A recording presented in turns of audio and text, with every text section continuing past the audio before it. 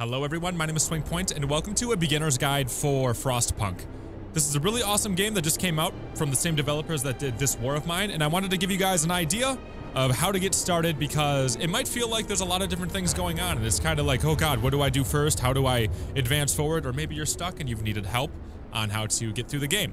This is kind of what the base will look like towards the end in the first scenario. There's 3 different scenarios right now in the game, and this is the first one, kind of like an endgame scenario. I'll have things blurred up top so you don't really see anything in terms of spoilers, but just to give you guys kind of an idea of like what it's going to eventually look like when you build it out, it's going to look something like this. Things all scattered around the edges, building outward from the core generator here. But now, let's go ahead and I'll show you how to get started with a fresh slate in Frostpunk. Alright, so first thing you're going to do is click, I think New Game will be here if you have a fresh save file. Otherwise, you click Select Game or Select Scenario, and I did New Home because that's the first one. The other ones unlock as you reach day 20 on each one of these scenarios, but day 20 is not the final day. So you can actually play the other scenarios before completing them. And I'll show you what it looks like at the beginning here. Now, my goal with this tutorial is to go ahead and get you guys going and not have to sit here and have a 40-minute video for you guys. It's going to be quick, it's going to be fast, you might have to rewatch it sometimes, but I just want to get you guys in and out.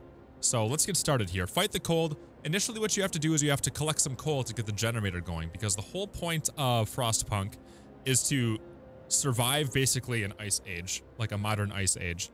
And you do that based off of the power of the generator in the middle. So you click OK right away in the beginning, and you have to go collect some coal. So to give you an idea of the interface right as you get in here, because there's a bunch of different things going on, I'll explain it piece by piece for you, okay? So, up top, you have your resources here. You have coal, which is how you power your generator and other heating type items. You also have wood and steel. Each of these are used for building buildings and also doing research. You have your steam cores, which are items that you cannot harvest in here. You cannot collect steam cores in here. You have to have them gathered by using scouts, which is another part of the game that we'll get into. And then on the other side, you have your raw food and your food rations.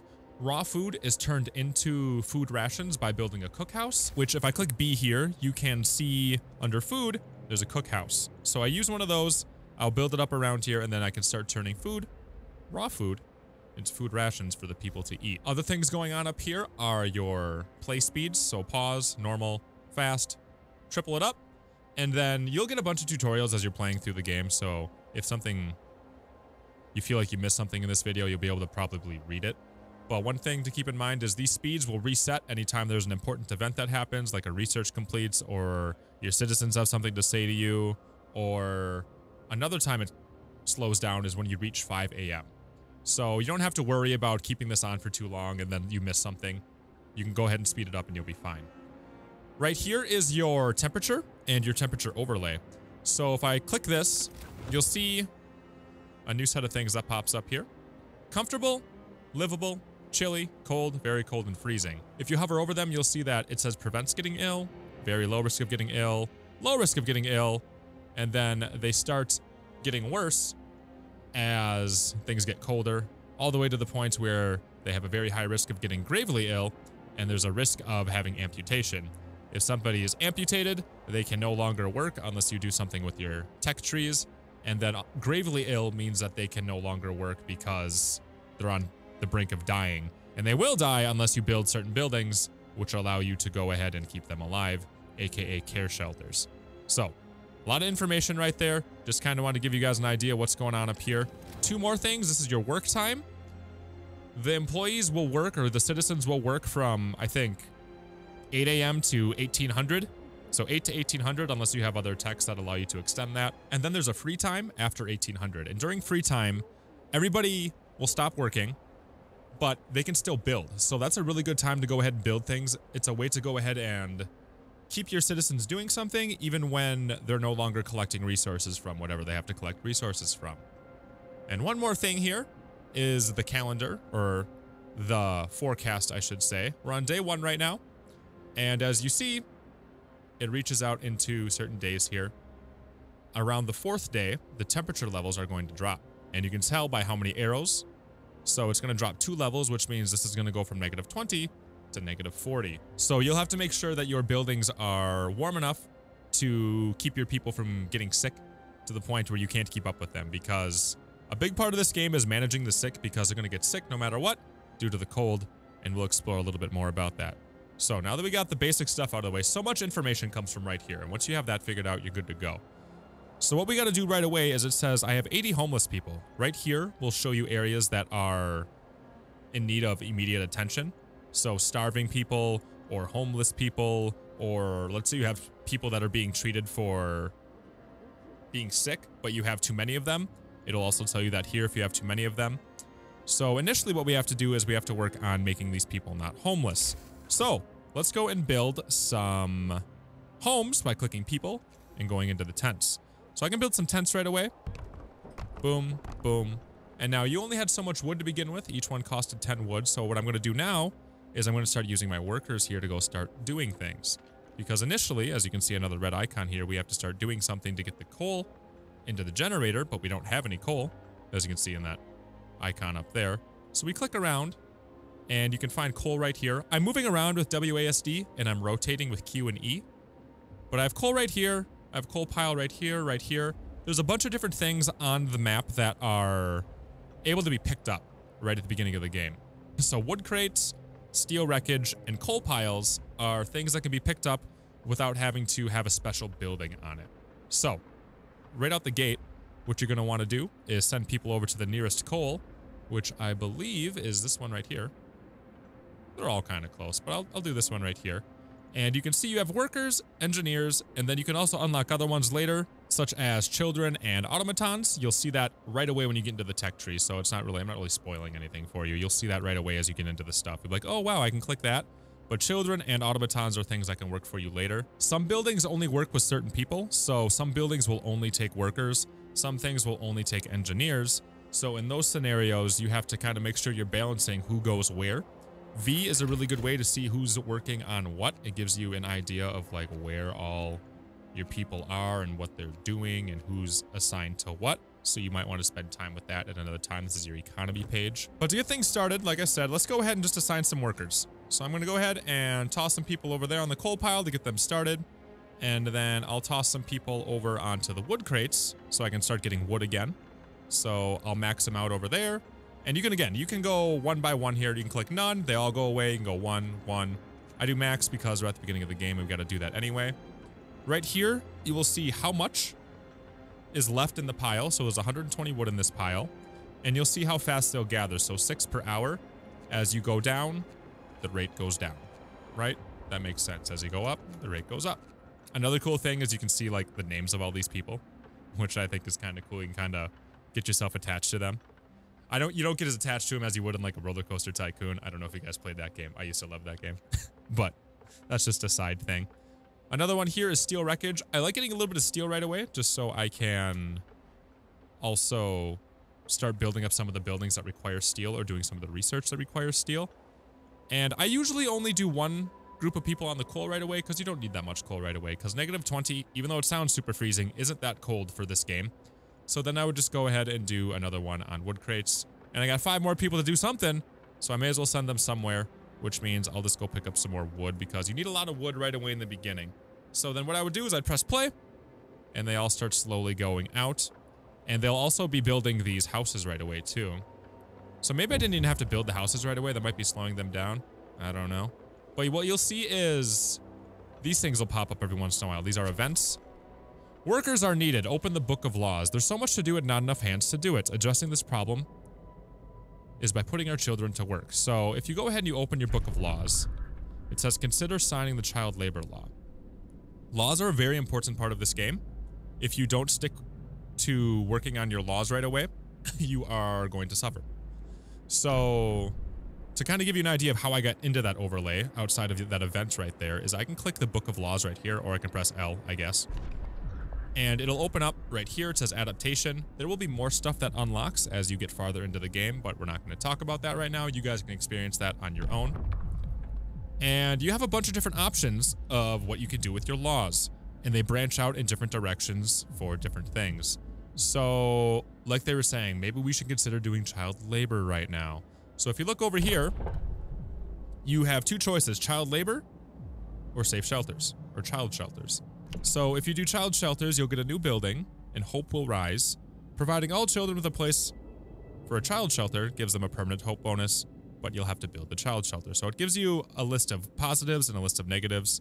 And then, as you can see, these kind of veer off in different directions. So this one says medic apprentices and engineer apprentices. This one says child labor all laws. So as you can kind of tell, if you do child shelters, you'll go out this way. If you do safe jobs, you'll go out over this way for child labor. So what you pick early kind of determines what you're going to end up with later in the game.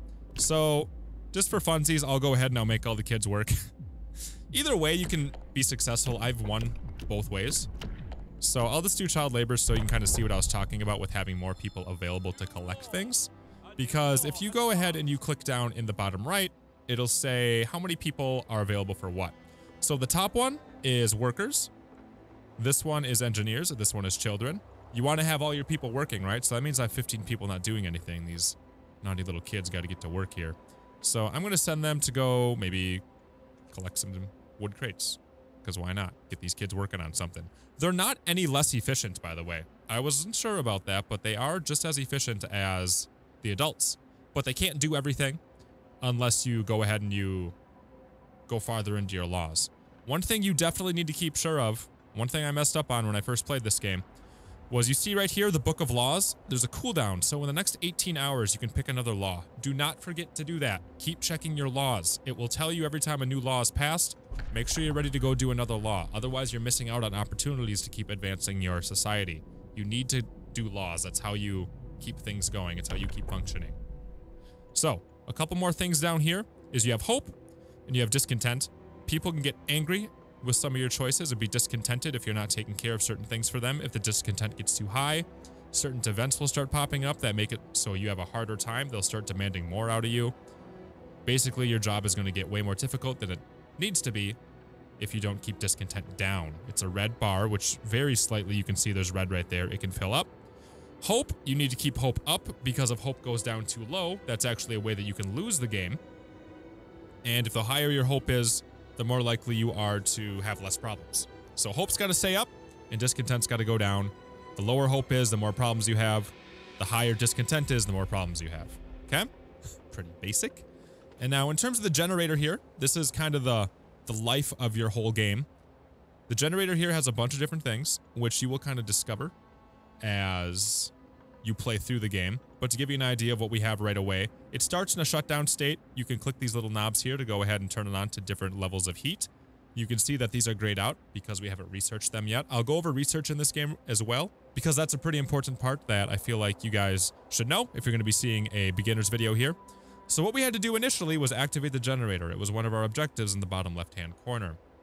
So I'm going to go ahead and I'm going to do that by clicking this right here, and the generator will turn on.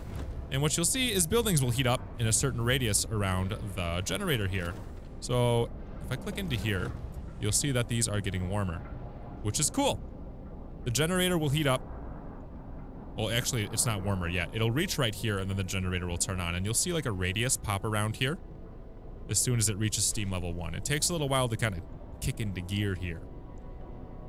Yeah, and you know, another point actually, you see all these people are being really upset. Kids should be learning, not working. You'll kind of get responses based off of what certain people think about your choices, but overall it didn't really affect anything. But we have a controversial law that passed, which is why hope went down. That's why it's red, aka making the children work. But now the steam level's reached, and you see how there's a radius around here now? You can extend your radius with certain research. You can make how hot the generator is go up with certain research, aka the steam levels. So meaning if you're steam level 2, it'll be warmer. Steam level 3, it'll be warmer. That becomes important because this temperature starts to go down the more you play. And you can kind of see the radius of the generator right now with these orange bars. And like I was saying about the range, you can also extend the range of the generator, so it'll go up another level if I go to 2, another level if I go to 3, another level if I go to 4. These are also things you need to research. One thing you can do if things are getting bad is you can put it into overdrive. When overdrive is on, the temperature in all heat zones rises by 1 level, but the generator stresses. So if things are bad and you're not in a position to go ahead and be operating at a capacity where your buildings are not freezing, or you absolutely need to keep people going, you can put it into overdrive and you'll see everything just turn to red here, which means it's comfortable. So people can no longer get ill. My tip to you is try to keep it livable to chilly. If it's cold, that's bad. You want to keep it livable to chilly because that way your medics can keep up with your sick, because people will get sick if it's chilly, right? It says there's a low risk of getting ill, which means they'll still get ill. If it's cold or very cold, things get really bad, and you don't want that. You want to try to keep these from happening as much as you can. But onto the overdrive thing here, what you'll see is there's a gauge down here. It says generator stress level. So the stress level starts going up. So as the stress level is going up, if it reaches 100, your generator will explode and you lose the game. So this is meant to be a very temporary solution for things, so you don't want to ever rely on this. I've been told that overdrive also increases your coal consumption, so keep that in mind too. It'll tell you how much coal you're using per hour, which you'll want to balance with how much you're taking in per hour. All right, so now that we have some more resources here, we can build a few more houses. But before we do that, seeing as how I'm just trying to get you guys going here, I'm not really trying to show you exactly how to go do all of this. I'm gonna build a workshop real quick so I can show you the research part of things. And then I'll let them go to it. Another thing you can do here though, by the way, space is pause. I probably should have mentioned that earlier, but then that way you don't always have to feel the pressure of, oh God, oh God, oh God, I'm running out of time. But one thing here is roads. So if I click B, there's things here. There's construction buildings, and then there's also streets. You need to build streets, and you need to build outward from your core here, okay? So the green areas are areas that you can build buildings on. You cannot build a building and then have it be active if there's not a street connected to it. So what I do is I click here, and I can extend my streets out. See? So if I do that, I could go build buildings all along the street here. So as you extend outward, that's going to be something you need to keep in mind. And you do not have to have space for the streets either. Like, I don't need to make little gaps. They can build right alongside and everything will be fine, just like that. And then people will build streets either when they're available or during their free time.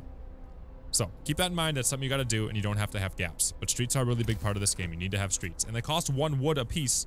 So you might have to manage that as you start building out early game. So I'm going to go ahead and I'm going to have these people build their workshop just so I can show you the workshop.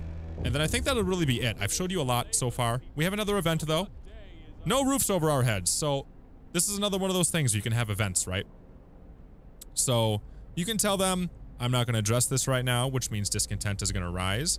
You can tell them you're going to do something for them. So I'm going to provide shelter for everyone, or I'm only going to provide shelter for some people. So if you tell them you're going to do it for everyone, it means you're going to get more bonuses here. So I'm just going to say I'm going to do it for everyone. So I'll have an objective down here. So provide shelter for everyone, 50 people. 1 tent or 1 building is for 10 people. So I just need to build 5 more tents. But I have a lot of wood, so I can do that. So I'm going to go boop, boop, boop, boop, boop. Uh-oh. So if you mess up like that, you can actually do that. Just cancel it out. Not a big deal.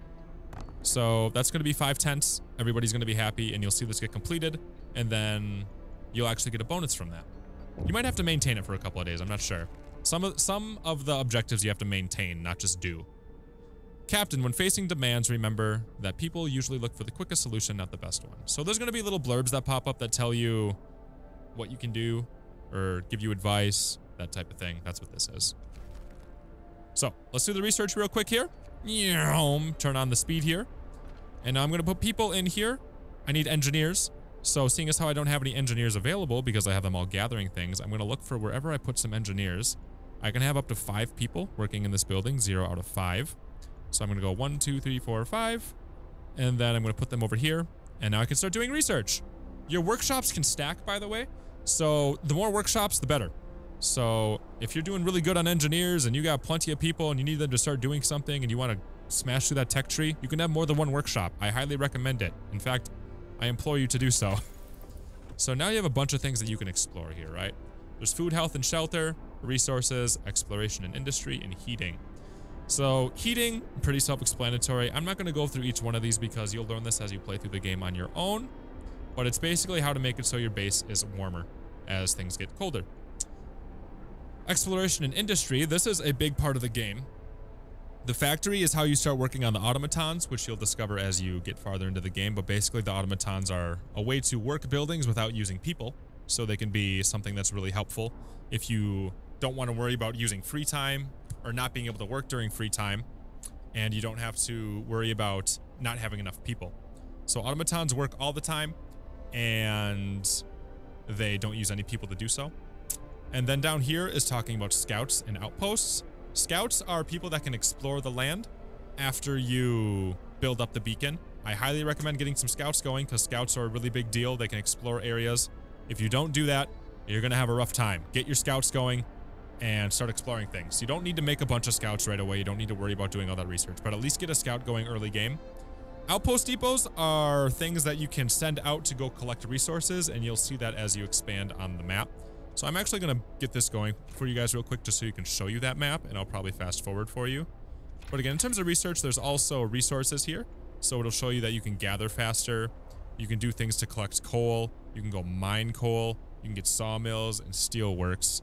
So to give you an idea of what some of these all mean, I don't even know if they have the buildings for them this early, but maybe it'll show me. Yeah, so if I use the gathering post, it'll show the icons. So right here is a coal deposit, which means you can put a coal mine there.